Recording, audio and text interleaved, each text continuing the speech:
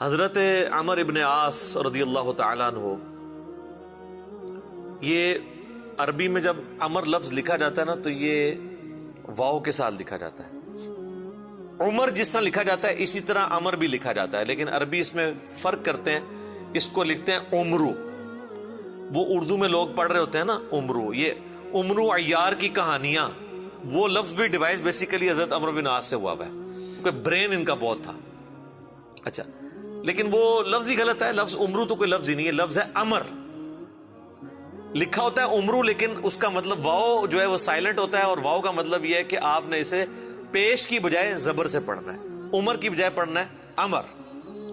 تو حضرت عمر بن عاص رضی اللہ تعالیٰ عنہ، یہ آپ سمجھ لیں کہ قریش مکہ، مشرکین عرب کے تھنک ٹینکس میں سے تھے۔ گفتگو کرنے کا بھی ان کو فن آتا تھا، اور معاملہ فہمی اور چیزوں کو ہینڈل کرنا یہ ان پہ ختم تھا، اور ینگ ایج کے اندر۔ اس کا اندازہ آپ اس بات سے لگائیں کہ جب مسلمان ہجرت کر کے نجاشی کے پاس چلے گئے تو مشرکین عرب نے اپنا سفیر بنا کر جس شخص کو بھیجا کہ وہاں پہ جا کے ایک عیسائی بادشاہ سے مقدمہ لڑ سکے اور نعوذ باللہ مسلمانوں کو وہاں سے دوبارہ ملک بدر کروایا جائے، تو جس شخصیت کا انتخاب کیا وہ عمر بن عاص تھے۔ اس وقت ظاہر وہ مسلمان نہیں ہوتے۔ بہرحال وہاں پہ پھر قرآن کی طاقت کام آئی۔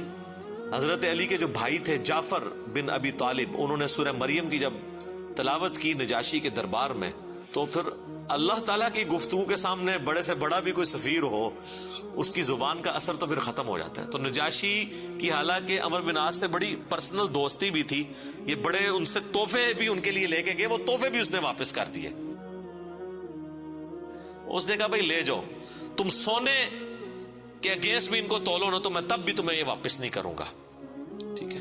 پھر زمین سے اس نے تنکا اٹھا کے کہا کہ یہ جو سورہ مریم میں حضرت عیسیٰ کا سٹیٹس آیا نا کہ وہ اللہ کے بندے تھے، اللہ کی قسم عیسیٰ ابن مریم ایک تنکے کے برابر بھی اس سے زیادہ ان کا مرتبہ نہیں تھا جتنا تم نے بیان کیا ہے، یعنی اس میں ہم غلو نہیں کر سکتے کہ انہیں ڈیوینٹی میں کلیم کر دیں۔ یہ سمجھدار لوگ تھے، یہ وہاں سے مایوس ہوئے۔ اسی دوران صلح حدیبیہ بھی ہو چکی تھی، مسلمانوں کی پاور تسلیم ہو چکی تھی۔ تو حضرت خالد ابن ولید اور عمر بن عاص یہ دونوں بڑے جگری یار تھے۔ ایک بڑا بہترین پلانر تھا اور دوسرا بہت بڑا جنگجو تھا۔ تو صلح حدیبیہ کے بعد نا ان لوگوں کو اندازہ ہو گیا کہ اب اسلام کا گراف اوپر ہی جا رہا ہے، شرح صدر بھی ہو گیا۔ خالد ابن ولید کا ایک بھائی تھا ولید ابن ولید، وہ مسلمان پہلے ہی ہو چکا ہوا تھا۔ تو وہ بھی کچھ اثر تھا خالد بن ولید کے اوپر کہ وہ اتنا بزدل تھا، اور مسلمان ہونے کے بعد اتنا وہ طاقتور ہو گیا کہ اس نے مشرکین عرب کے قافلے لوٹنا شروع کر دیے۔ تو وہ اپنے دوستوں میں فخر کرتے تھے، حالانکہ ہے دشمن تھے، لیکن کہتے تھے یار بہادر تھے، پھر نکلے نا میرا بھرا۔ یہ سارا کچھ نا عمر سیریز کے اندر انہوں نے فلمایا ہوا ہے۔ تو حضرت عمر بن عاص جو ہیں وہ سمجھدار آدمی تھے، انہوں نے سمجھ لیا خالد بن ولید سے ملاقات ہوئی، اور بائی چانس وہ حبشہ سے آ کے مدینہ شریف جا رہے تھے اسلام قبول کرنے، اور یہ مکے سے مدینہ جا رہے تھے۔ راستے میں ملاقات ہو رہی اور دونوں ایک دوسرے کو بتانے کے لیے تیار نہیں ہو رہے کس لیے جا رہے ہیں، لیکن پھر جب گپ شپ ہوئی تو اندازہ ہوا۔ تو حضرت خالد نے کہا کہ بھئی مجھے لگتا ہے کہ یہ اللہ کے پیغمبر ہیں، اللہ کی ایک غیبی تائید ہے ان کے ساتھ۔ تو عمر بن عاص کہتے ہیں کہ مجھے بھی لگتا ہے ایسے۔ تو پھر کیا ارادہ ہے؟ تو کہتے ہیں ہم ان کی بیعت کر لیتے ہیں، اسلام قبول کر لیں۔ تو پھر انہوں نے اسلام قبول کیا۔ پھر نبی علیہ السلام نے ان کے ساتھ بڑی شفقت بھی فرمائی۔ کئی ایک چھوٹی مہمات کے اوپر بخاری مسلم میں آتا ہے کہ عمر بن عاص کو آپ نے کسی ایک خاص لشکر کا امیر بھی بنا کے بھیجا۔ اور پھر سیدنا عمر کے دور میں جنگ یرموک کے اندر بھی یہ جو بڑے بڑے چند کمانڈر جو تھے حضرت ابو عبیدہ ابن جرح کے ساتھ، ان میں عمر بن عاص بھی شامل تھے۔ جنگ یرموک انہوں نے لڑی ہوئی ہے، رومن امپائر کے خلاف جو فیصلہ کن جنگ تھی۔ اس کے بعد پھر جب مصر کے فتح کرنے کی باری آئی تو مصر کے اوپر تو حضرت عمر بن عاص کو ہی بھیجا تھا حضرت عمر نے، تو یہ فاتح مصر بھی ہیں۔ سعد ابن ابی وقاص فاتح ایران ہیں، اور یہ ہے فاتح مصر۔ اور جنگ یرموک میں بھی ابو عبیدہ ابن جرح کے ساتھ یہ رہے ہیں رضی اللہ عنہم اجمعین۔ علیہم السلام اجمعین. تو یہ ان کی زندگی کے اندر یہ اتار چڑھاؤ والا معاملہ رہا. لیکن پھر وقت گزرنے کے ساتھ پھر بعض اوقات انسان کے اوپر ایسے معاملات زندگی میں آ جاتے ہیں. ہم کیوں بار بار بات کرتے ہیں کہ ربنا لا تزغ قلوبنا بعد اذ ہدیتنا وہب لنا من لدنک رحمہ انک انت الوہاب. آمین. ڈر تو لگا رہنا چاہیے ہر وقت. وہ مشہور حدیث جو بخاری اور مسلم دونوں میں ہے، میں یقین کریں جب بھی وہ حدیث پڑھتا ہوں نہ کانپ اٹھتا ہوں. عقبہ بن عامر کہتے ہیں کہ نبی علیہ السلام نے اپنی وفات سے 1 مہینہ پہلے غزوہ احد کے شہداء کے قبرستان میں جا کے نماز جنازہ پڑھی اور وہیں پر ہمیں خطبہ دیا. اچھا، اس حدیث کے اینڈ پہ بڑے دردناک الفاظ ہیں. عقبہ بن عامر کہتے ہیں یہ آخری دفعہ میں نے نبی علیہ السلام کا دیدار کیا تھا، اس کے بعد میں نے حضور کو کبھی نہیں دیکھا. عقبہ بن عامر کہتے ہیں یہ والا جو خطاب ہوا تھا غزوہ احد کے شہداء کے اوپر، اس میں آپ علیہ السلام نے فرمایا کہ دیکھو مجھے اپنے بعد تم سے یہ خطرہ نہیں ہے کہ تم شرک میں مبتلا ہو جاؤ، مگر مجھے ڈر ہے کہ تم دنیا کے مال میں پھنس جاؤ گے، پھر ایک دوسرے کو قتل کرو گے جس طرح اگلی قوموں نے کیا، اور تم بھی تباہ و برباد ہو جاؤ گے جس طرح اگلے. یہ پچھلے دنوں میری ایک ویڈیو بھی ریکارڈ ہوئی ہے، مجھے تم سے شرک کا خدشہ نہیں. یہ حصہ نکالا ہوا ہے اس میں سے. سر اس حدیث میں جو سوز و گداز تھا وہ آپ کو سمجھ ہی نہیں آیا وہ کیا تھا. بخاری مسلم کے الفاظ ہیں. عقبہ بن عامر کہتے ہیں رسول اللہ ہم سے یوں گفتگو کر رہے تھے جس طرح آپ مردوں اور زندوں دونوں کو الوداع کہہ رہے ہیں، اور آپ فرمایا کہ میں اس وقت بھی اپنا حوض کوثر سامنے دیکھ رہا ہوں. یعنی اللہ تعالیٰ نے آپ کو وہ سب کچھ سامنے دکھا دیا، اور میں تمہارا پیش رو ہوں، میں آگے جا رہا ہوں، تم نے میرے پیچھے آنا ہے. آپ ڈرا رہے تھے. تو اور وہی ہوا کہ نبی الاسلام کی وفات کے بعد پھر دنیا کی محبت کے غلبے کی وجہ سے بنو امیہ نے جو کام کیے، اور پھر جنگ جمل صفین اور نہروان، یہ ایک دردناک چیز ہے. یوٹیوب پہ میری کئی ایک ویڈیوز اس کے اوپر ریکارڈنگ ہے. اس حدیث میں بہرحال یہ آپ چیز نوٹ کریں کہ نبی علیہ السلام نے یہ خطبہ مسجد نبوی میں دینے کی بجائے قبرستان میں کیوں دیا ہے؟ اس کی 2 ریزنز تھی. اس لیے کہ وہ قبرستان تھا غزوہ احد کے میدان میں، جہاں پر ایک واضح فتح مال غنیمت سمیٹنے کی وجہ سے شکست میں بدل گئی تھی. حالانکہ رسول اللہ موجود تھے، لیکن دنیا کی محبت کا تھوڑے سے غلبے نے رسول اللہ کی موجودگی کی بھی پرواہ نہیں کی اللہ نے، اور فتح کو شکست میں بدل دیا. تو آج تو رسول اللہ موجود بھی نہیں ہے، ہمیں آپ کی دعاؤں کا بھی وہ حصہ نہیں ہے جو صحابہ کو نصیب تھا صلی اللہ علیہ وآلہ وسلم رضی اللہ عنہم اجمعین. اور دوسرا نبی علیہ السلام یہ میسج دینا چاہ رہے تھے کہ غزوہ احد میں وہ لوگ اس قبرستان میں دفن ہیں جنہوں نے محنتیں کی ہیں، اور پھل ملنے سے پہلے ہی وہ اسی فقر کی زندگی میں دنیا سے چلے گئے. حضرت حمزہ ابن عبد المطلب نے تو اسلام کا گولڈن پیریڈ نہیں دیکھا نا، ان تو قربانیاں دی ہیں نا. آپ اس سے اندازہ لگائیں، یہ میرا اجتہاد ہے اور یہ درست ہے کہ اگر رسول اللہ کی وفات کے وقت حضرت حمزہ زندہ ہوتے تو پہلے خلیفہ وہ بنتے، کیونکہ غزوہ بدر اور احد کے اندر نبی علیہ السلام نے آرمی چیف ان کو بنایا تھا. ابو بکر، عمر، عثمان و علی ان کے انڈر تھے.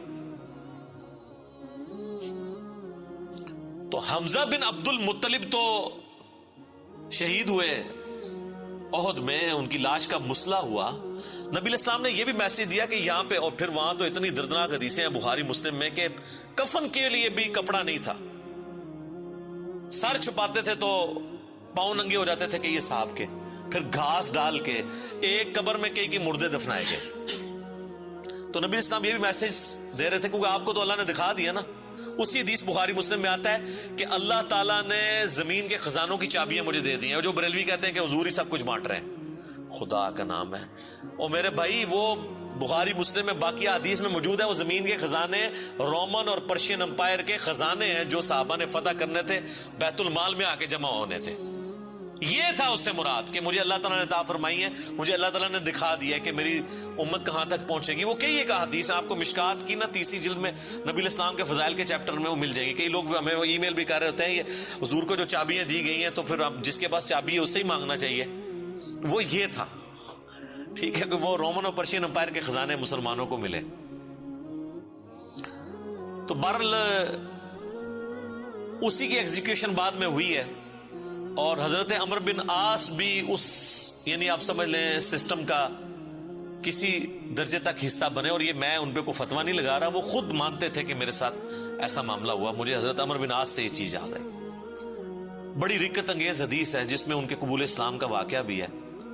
صحیح مسلم میں کتاب الایمان چیپٹر میں شروع ہی میں 321 نمبر حدیث ہے، انٹرنیشنل نمبر کے مطابق، اور میرے یہ جو کربلا والا ریسرچ پیپر جس میں میں نے 200 احادیث جمع کی ہیں، اس کے اندر بھی آپ کو مل جائے گی، جنگ صفین کے حوالے سے میں وہ حدیثیں لے کے آیا ہوں۔ صحیح مسلم میں 321 نمبر۔ حضرت عمر بن عاص کی موت کا وقت جب قریب آتا ہے تو وہ دیوار کی طرف منہ کر کے رونا شروع کر دیتے ہیں۔ سر موت کے وقت انسان کو پھر اپنی زندگی میں کی ہوئی غلطیاں یاد آ جاتی ہیں، تو ان کا بیٹا ان کو تسلی دیتے ہوئے کہتا ہے کہ ابا جان، آپ تو نبی علیہ السلام کے قریبی ساتھیوں میں سے تھے، آپ نے رومن امپائر کی جنگیں لڑی ہوئی ہیں، جنگ یرموک، جہاد میں آپ شامل رہے ہیں، اتنے اتنے بڑے فضائل ہیں آپ کے لیے۔ تو حضرت عمر بن عاص اسے ٹوکتے ہیں، وہ کہتے ہیں کہ تم نے ایک فضیلت تو چھوڑ دی جو سب سے بھاری تھی ہمارے نزدیک، یعنی صحابی ہونے سے بھی بھاری فضیلت اس اعتبار سے، اور وہ ہے اس بات کی گواہی دینا کہ اللہ کے سوا کوئی معبود نہیں اور محمد اس کے رسول ہیں صلی اللہ علیہ وآلہ وسلم۔ تو انہوں نے کہا تم نے یہ چیز چھوڑ دی ہے، اصل چیز تو یہ ہے، ہاں جب یہ چیز حاصل ہو جائے پھر صحابی ظاہر ہے ایک بہت بڑی فضیلت ہے، لیکن صحابی بنتا ہی وہ ہے جو پہلے اس کلمے کا اقرار کرے۔ تو کہتے ہیں کہ اب وہ بیٹے کو وجہ بتاتے ہیں اپنے رونے کی، کہتے ہیں کہ بیٹا ایک وہ وقت تھا کہ مجھے رسول اللہ سے بڑی دشمنی تھی، نعوذ باللہ، اور میری زندگی کی سب سے بڑی خواہش تھی کہ اگر رسول اللہ صلی اللہ علیہ وآلہ وسلم کے بارے میں مجھے کوئی موقع ملے تو میں انہیں قتل کر دوں، نعوذ باللہ۔ میرا دل ان کے بغض سے بھرا ہوا تھا۔ اے میرے بیٹے، اگر میں اس وقت مر جاتا تو سیدھا جہنم میں جاتا، لیکن پھر اللہ تعالیٰ نے میرا سینہ اسلام کے لیے کھول دیا، رسول اللہ صلی اللہ علیہ وآلہ وسلم کی محبت میرے دل میں جاگزی ہوئی،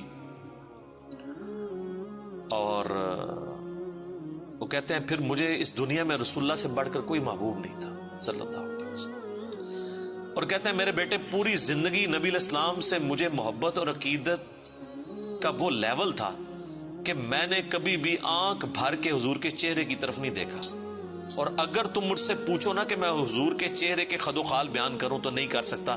میں نے زندگی میں حضور کی ادب کی وجہ سے کبھی آپ کے چہرے کو نگاہ بھر کے بھی نہیں دیکھا۔ اوئے ہوئے ہوئے۔ اور کہتے ہیں میرے بیٹے، میں اس وقت مر جاتا تو سیدھا جنت میں ہی جاتا جب میں نے اسلام قبول کر لیا۔ اور پھر وہ ساتھ بتاتے ہیں، کہتے ہیں میں جب اسلام قبول کرنے کے لیے گیا تو نبی علیہ السلام نے اپنا دایاں ہاتھ آگے بڑھایا تو میں نے بھی آگے بڑھا کے پیچھے کھینچ لیا، اور میں نے کہا یا رسول اللہ، پہلے مجھے گارنٹی دیں کہ میرے پچھلے سارے گناہ معاف ہوں جو میں نے اسلام کے خلاف کیے ہیں۔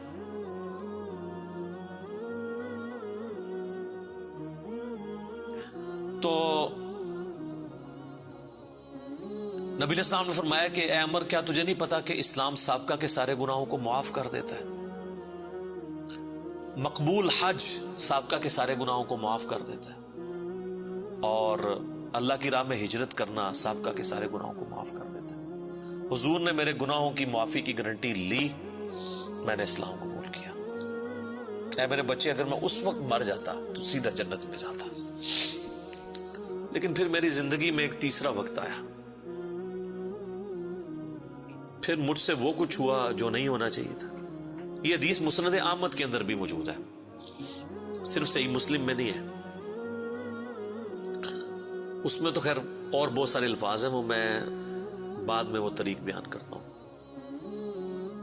کہتے ہیں بہرحال پھر مجھ سے جو کچھ ہوا، اب میں اللہ سے امید کرتا ہوں کہ اللہ تعالیٰ مجھے معاف کرے گا، آمین۔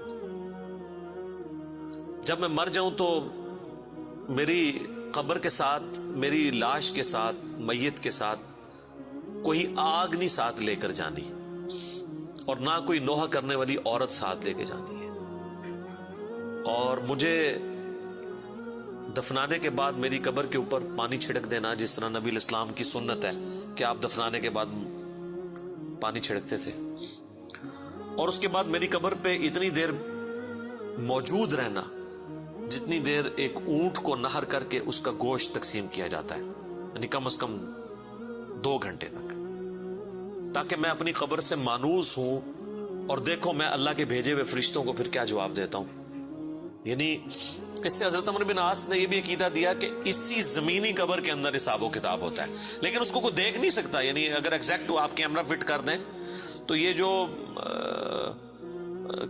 کیپٹن عثمانی برزخی گروپ جو لوگ کہتے ہیں نا وہ کہیں اور قبر ہوتی ہے، تو حضرت عمرو بن عاص کا یہ عقیدہ نہیں تھا۔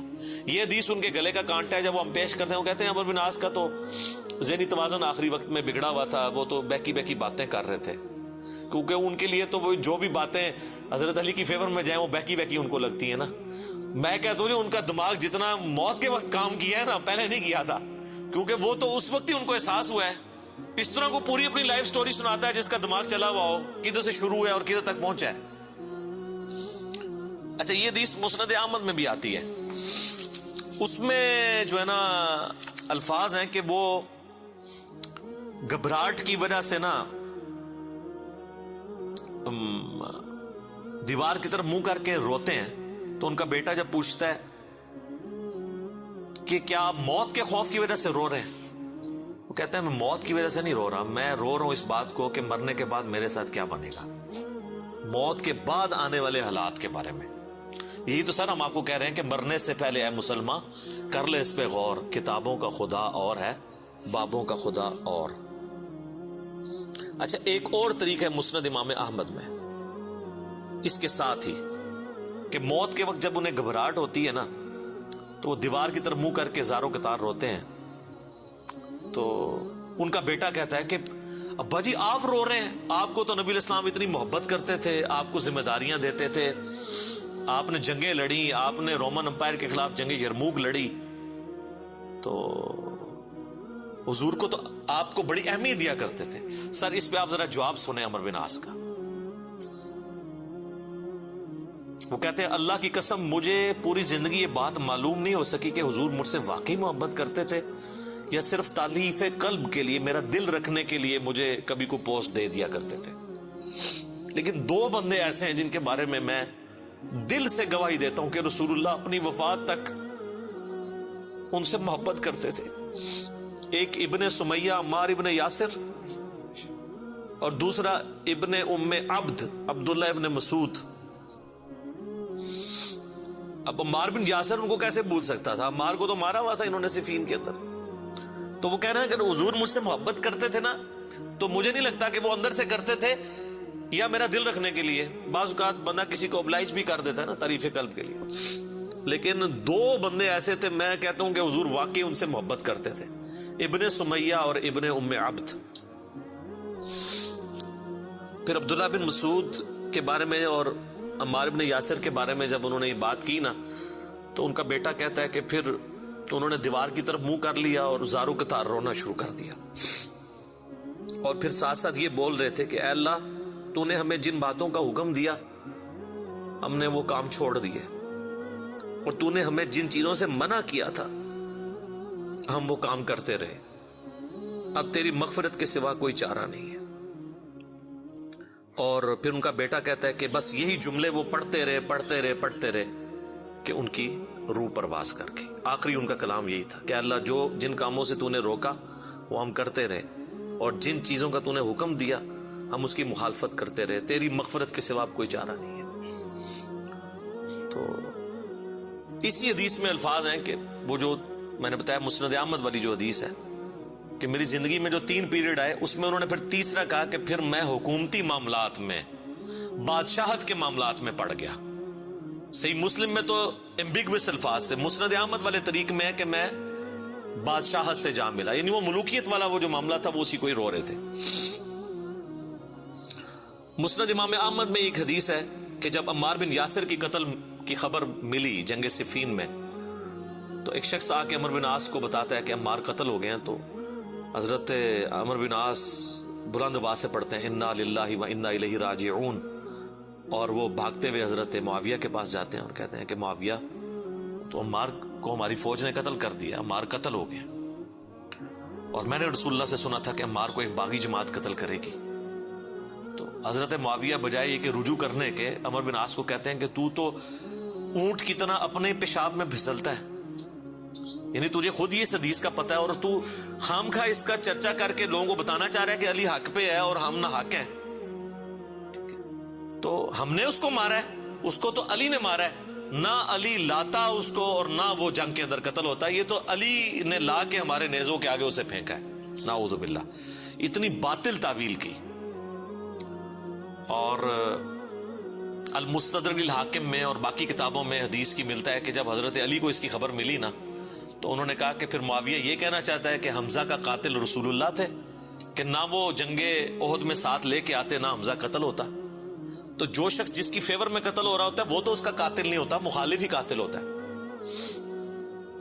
تو پھر مسند احمد میں ایک اور حدیث ہے کہ عمار کے قتل ہونے کی جب خبر پہنچتی ہے نا تو حضرت عمر بن عاص کہتے ہیں کہ میں نے خود رسول اللہ سے سنا تھا کہ عمار کو باغی جماعت قتل کرے گی اور عمار کا قاتل اور مال لوٹنے والا آگ میں ہے. تو وہ جو شخص خبر لے کے آتا ہے نا اس کو بھی ہاتھ پاؤں پڑ جاتے ہیں کہ ایک میں ان کو خبر دے رہا ہوں، ان کو خود بھی پتا ہے، تو یہ لوگ کیا کر رہے ہیں. تو حضرت عمر بن عاص اس کی بھی تعویل کرتے ہیں. وہ کہتے ہیں حضور نے جو جہنم کے بارے میں فرمایا تھا نا وہ عمار کے قاتل اور مال لوٹنے والے کے لیے تھا، وہ ہمارے لیے نہیں ہے. اگرچہ ہم بھی جنگ لڑ رہے تھے لیکن ہمارے ہاتھوں سے تو نہیں وہ قتل ہوا. حالانکہ صحیح بخاری میں حدیث ہے عمار کو باغی جماعت قتل کرے گی. اور یہ حدیث میں نے بتایا ان کو پتہ بھی تھی.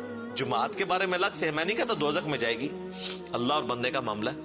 تو انہوں نے کہا کہ یہ مال لوٹنے والا اور قتل کرنے والے کے بارے میں. اب مسند احمد میں موجود ہے کہ وہ صحابی صلح حدیبیہ کا صحابی تھا، ابو الغادیہ، جس نے عمار کو قتل کیا تھا، اور پوری زندگی پہ پھر وہ روتے تھے مجھ سے یہ کیا کام ہوا. تو اس پہ خیر ابن حجر اسقلانی نے بڑی کوشش کی ہے، انہوں نے بحث کی ہے کہ نہیں صلح حدیبیہ کی فضیلت اسے کور کر لے گی، امید ہے کہ وہ جنت میں ہی جائے گا جہنم میں پھیرا لگائے بغیر. تو شیخ البانی نے پھر اس کے اوپر گرفت کی ہے کہ نہیں، جو عام فضیلت ہوتی ہے نا جب کسی معاملے میں تخصیص آ جائے تو عام فضیلت اٹھ جاتی ہے. جب حضور نے فرما دیا نا کہ عمار کا قاتل اور مال لوٹنے والا جہنم میں ہے تو اب یہ ایک تخصیص آ گئی ہے.